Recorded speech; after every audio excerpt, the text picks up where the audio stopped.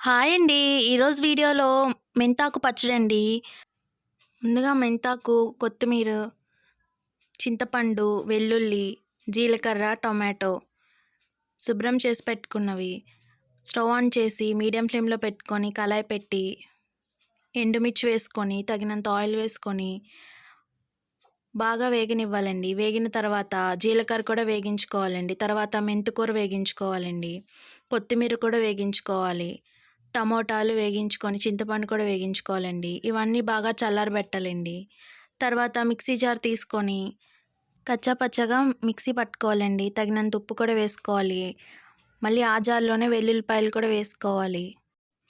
కచ్చా పచ్చాగా mixie పట్టిన తర్వాత ఒక బౌల్‌లోకి తీసుకొని పోపు పెట్టుకున్నారంటే మెంతికూర ఆకు పచ్చడి రెడీ అండి.